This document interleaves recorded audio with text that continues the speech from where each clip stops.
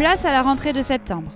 Chaque année en Béarn, elle se fait symboliquement dans le cadre de la foire de Pau, où cette année les Palois ont pu découvrir le fameux bus à hydrogène et à haut niveau de service, le Phébus. Celui-là même que viendra inaugurer début janvier le président de la République.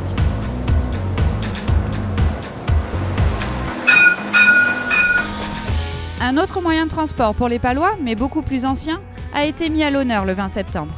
L'emblématique funiculaire, qui, à 111 ans, fêtait ce jour-là son 20 millionième passager. Le mois de septembre, c'est aussi Septembre en Béarn, cette série de manifestations qui mettent en avant le patrimoine béarnais au sens large.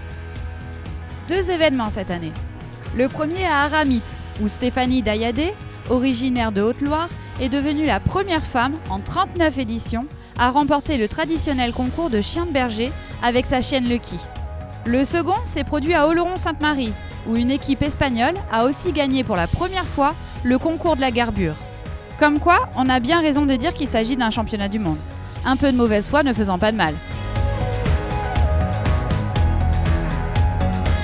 Mais à propos de Coupe du Monde, une vraie cette fois s'invite dans l'actualité de l'automne.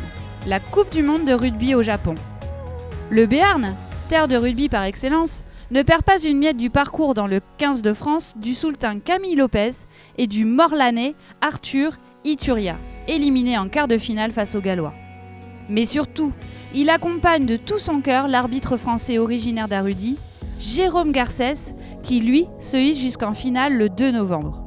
Pour son dernier match, il rend, lors de cette Angleterre-Afrique du Sud, une copie plus que parfaite sous les yeux du monde entier. Chapeau. D'autres bonnes nouvelles ont égayé cet automne plus que pluvieux, on l'a déjà évoqué. Un projet de 21 millions d'euros autour des thermes de Salis est en route. Le nouvel espace des Arts à Pau, qui regroupe le musée des Beaux-Arts et l'école des Arts, a retrouvé son public. Et au cœur du Béarn, pays de gourmets, si les palombes ont un peu déserté nos contrées cet automne, les cèpes, eux, ont connu une poussée aussi spectaculaire que miraculeuse, qui a fait le buzz dans nos journaux et notre site internet. Mais les mois de novembre et de décembre ont eux aussi leur lot de moments difficiles. Les Béarnais n'ont pas été épargnés par la tempête Amélie, même s'il n'y a pas eu heureusement de victimes.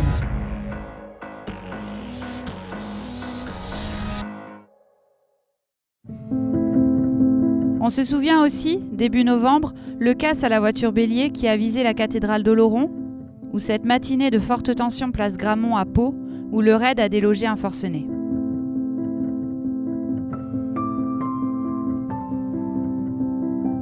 Il y a eu aussi, sur le plan social, la mobilisation contre la réforme des retraites, avec notamment 10 000 personnes dans les rues de Pau le 5 décembre dernier. Un record sur ces 10 dernières années. Mais, en cette soirée festive, nous avons voulu privilégier l'actualité dite heureuse ou positive. Nous avons donc, pudiquement, passé sous silence certains drames qui ont aussi marqué l'actualité. Le sommet G5 Sahel devait se tenir à Pau. Il a été reporté. Un événement, bien sûr, à relier au drame vécu par les familles, proches et collègues des 13 militaires tués le 26 novembre dernier lors d'une opération au Mali. 7 d'entre eux appartenaient au 5e RHC. Nous tenons ce soir à leur rendre hommage.